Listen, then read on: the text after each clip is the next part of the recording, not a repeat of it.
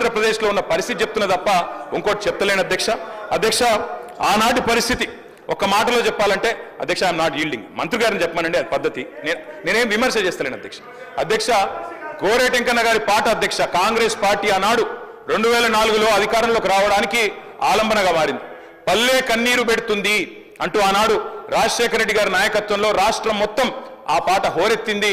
Ultimate గా కాంగ్రెస్ ప్రభుత్వం అధికారంలోకి వచ్చింది అధ్యక్ష. ఇది వాస్తవం, నేను చెప్పేది ఏది కూడా అవాస్తవం కాదు అధ్యక్ష, నిజం చెప్తా ఉన్నా.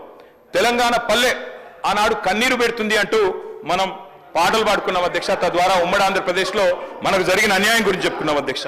అట్లాంటి అధ్యక్ష ఈ రోజు రైతు భరోసా పైన షార్ట్ డిస్కషన్ లో జరుగుతున్నటువంటి అంశంలో గౌరవ వ్యవసాయ శాఖ మంత్రి తుమ్మల నాగేశ్వర్ గారు ఇచ్చినటువంటి సందర్భము ఆ అంశంపైన చర్చ జరగాలని చెప్పేటువంటి దానిలో మా విజయరామనాథ్ కూడా ఆ అంశం చర్చించింది అధ్యక్ష.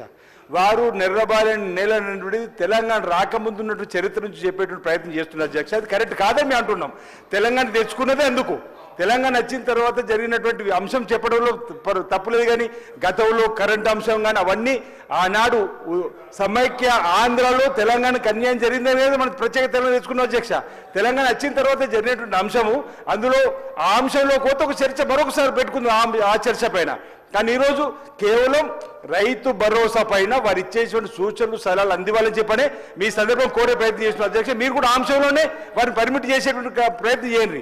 కేటీఆర్ గారు అంటే వ్యక్తిగత మాకు వేరే ఉద్దేశం ఏమీ లేదు అధ్యక్ష. వారు ఇచ్చే సూచన సలహాలు తీసుకుంటామని మా వ్యవసాయ శాఖ మార్చిలోనే చెప్పబట్టింది. మీరు ఇచ్చే సూచన సలహాలు ఇప్పటికే ఈరోజు రైతు భరోసా పైన గౌరవనీయులు డిప్యూటీ సీఎం బట్టి విక్రమార్క ఆధ్వర్యంలో ఒక కమిటీ వేసినాం. 10 జిల్లాల్లో వాళ్ళందరి సలహాలు సూచనలు తీసుకున్నాం. రైతులకు సంబంధించిన సూచన సలహాలు, ప్రజా జీవితంలో ఉన్నట్టు ఎవరు ఇచ్చిన సూచన సలహాలు తీసుకున్నాం. మా గౌరవ ముఖ్యమంత్రి రేవంత్ రెడ్డి గారు క్లియర్గా అయిపోయారు. అసెంబ్లీలో రైతు భరోసాపై చర్చ జరిగిన తర్వాత విధి విధానాలన్నీ కూడా మేము అవలంబిస్తామని చెప్పిన అధ్యక్ష. వాళ్ళలాగా వాగులు వంకలు కొండలు కోనలు రియల్ ఎస్టేట్ వ్యాపారులకు నేషనల్ లెవెల్కి ఇవ్వాలని చెప్పని సూచన చేస్తారు అధ్యక్ష. వాళ్ళు అలాంటివి కాకుండా రైతుకు ఏ విధంగా చేస్తే బాగుంటుందో వాళ్ళు సూచన చేయమంటున్నాం.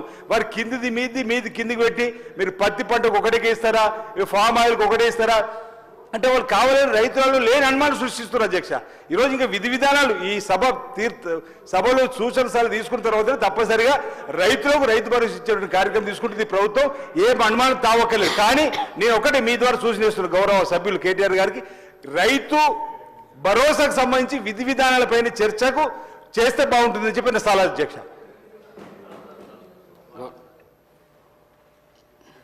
అధ్యక్ష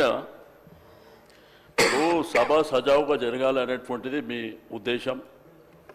కోఆపరేట్ చేయమని మాకు అడుగుతుండ్రు, మేము కూడా కోఆపరేట్ చేస్తున్నాం. ఈరోజు షార్ట్ డిస్కషన్ పెట్టింది రైతు భరోసా విషయంలో మంత్రి గారు స్పష్టంగా చెప్పారు. మరి గౌరవ కాంగ్రెస్ శాసనసభ్యులు మాట్లాడినప్పుడు విపు గారు ఇక్కడే ఉన్నారు. అంటే వారు చెప్పింది ఖాళీ రైతు భరోసా మీద సూచన చేసిండా?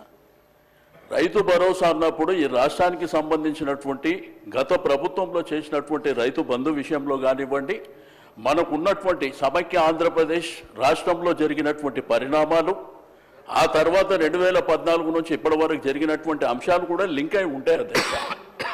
అంతేగాని 2 నిమిషాలలో మీరు ఇది చెప్పాలి అనేటువంటి పద్ధతిలో మీరు చెప్పడం కరెక్ట్ కాదు.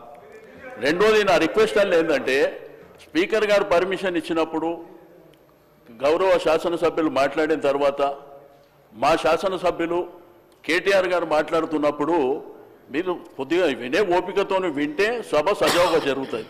మళ్ళీ మీరు అడుగుతారు, మేము అడుగుతాము, అనవసరంగా లేనిపోని కాంట్రవర్సీ అవసరం లేదు కదా.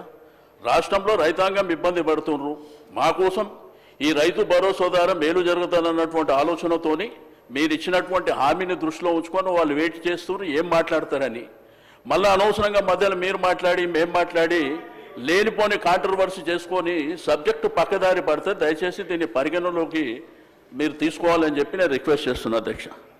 కేటీఆర్ గారు. అధ్యక్ష 75 ఏళ్ల స్వాతంత్ర భారత చరిత్రలో రైతుకు పెట్టుబడి వ్యవసాయానికి ఇచ్చిన మొట్టమొదటి ప్రభుత్వం తెలంగాణ ప్రభుత్వం, మొట్టమొదటి నాయకుడు కేసీఆర్.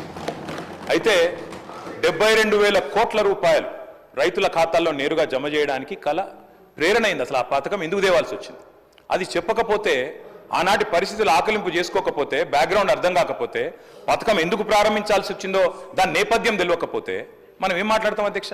ఇంకోటి నేను వారిని కోరుతా ఉన్నా అధ్యక్ష, నీతులు మాకే కాదు కదా చెప్పాలి విప్ గారు, మీరు మీ సభ్యులకు కూడా చెప్పాలి. మరి మేము వడ్లే కొనలేదట, మేము కొననేయలేదు, వ్యవసాయమే జరగలేదు, పద్ధతి కాదు. దయచేసి మీరు మీ సభ్యుల దిక్కు చూసుకొని వాళ్ళతో నేర్పించి ట్రైనింగ్ ఇచ్చిర్రు అధ్యక్ష 2 రోజులు. మరి వాళ్ళకి ట్రైనింగ్ చక్కగా ఇచ్చింటే బాగుండేది కదా అధ్యక్ష. అధ్యక్ష మేము ఒకటే అంటున్నాం అధ్యక్ష, ఆ రోజు రైతు కళ్ళల్లో ధైర్యం లేదు. ఉమ్మడి ఆంధ్రప్రదేశ్లో తెలంగాణ ప్రాంతంలో కళ్ళంలో ధాన్యం లేదు. చిన్న రైతు పెద్ద రైతు అన్న తేడా లేదు అధ్యక్ష. 30-40 ఎకరాలు ఉన్న రైతు కూడా తెలంగాణలో, నేను చెప్పేది వాస్తవం కాకపోతే రేవంత్ రెడ్డిని అడగండి, ఎందుకంటే ఆయన మహబూబ్ నగర్ జిల్లా వలసల జిల్లాగా పేరుపడ్డ జిల్లా. ప్రతి సంవత్సరం 14 లక్షల మంది వలసపోయే జిల్లా అధ్యక్ష. కేటీఆర్ గారు సభానాయకుడు రేవంత్ రెడ్డి అని ఏకవచనంతో మాట్లాడకండి అధ్యక్ష. సభానాయకుడు గౌరవం అనేది గౌరవం ఇవ్వండి. రైట్, గౌరవం అనేది అధ్యక్ష, గౌరవం అనేది ఇచ్చి పుచ్చుకోవాలి అధ్యక్ష. ఇస్తాం, మేము కూడా ఇస్తాం. ఇవ్వకపోతే కేసీఆర్ గారిని ఇష్టం వచ్చినట్టు మాట్లాడితే మేము కూడా అట్లే మాట్లాడాల్సి వస్తుంది అధ్యక్ష. దానికి మేమేం చేయలేం అధ్యక్ష. 20-30 నేనేం తిట్టలేదు కదా అధ్యక్ష, నేనేమన్నా అధ్యక్ష పేరు పెట్టి పిలిచిన అంతే కదా. అదే ఏకవచనంతో పిలవకండి మీరు చాలా అధ్యక్ష. ఓకే రైట్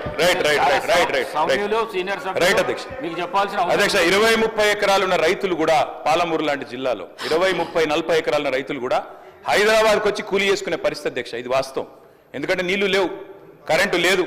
అట్లాంటి పరిస్థితుల్లో రైతులు కూలీలుగా మారి అడ్డా మీది కూలీలుగా ఇక్కడ హైదరాబాద్లో పనిచేసిన దుస్థితి. అందుకే మేము 20 ఎకరాలు 10 ఎకరాలు 12 ఎకరాలని కోతలు పెట్టలేదు అధ్యక్ష.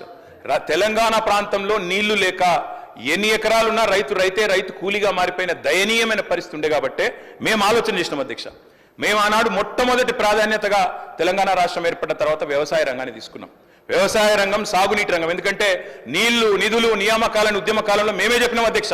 అందుకే నీటి విషయంలో ప్రతి నీటి బొట్టును వడిసి పట్టి గోదావరి గాని కృష్ణ గాని సాగునీటి అందించాలి, ఖచ్చితంగా రైతుల బీళ్లకు ఖచ్చితంగా నీళ్లు ఇవ్వాలని ఒక ఎజెండాతో పనిచేసినాం. ఆ పునర్నిర్మాణ కార్యక్రమం తీసుకున్నాం అధ్యక్ష. అందులో భాగంగానే అధ్యక్ష, రైతు ఒక్కడు చల్లగా ఉంటే పల్లె చల్లగా ఉంటుంది అధ్యక్ష. పల్లె కూడా అందరూ బాగుంటారు, ఎందుకంటే గ్రామీణ ఆర్థిక వ్యవస్థకు రైతు కేంద్ర బిందువు.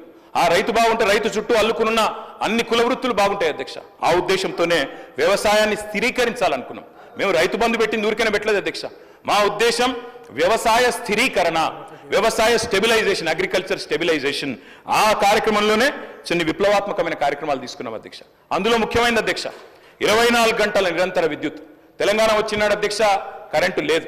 తర్వాత మీరు చూసినట్టయితే ఆనాడు దాదాపు పొద్దున 3 గంటలు, రాత్రి 4 గంటల అధ్యక్ష కరెంటు. దొంగ రాత్రి, అర్ధరాత్రి వచ్చే కరెంటు కోసం కావలగాసే దుస్థితి, దాన్ని మార్చాలనుకున్నాం సమూలంగా. 24 గంటల నాణ్యమైన ఉచిత విద్యుత్ రైతులకు అందించిన ఒకే ఒక్క నాయకుడు భారతదేశంలో కేసీఆర్ గారు అధ్యక్ష. ఆ కార్యక్రమం చేసిన అదేవిధంగా మంత్రి గారు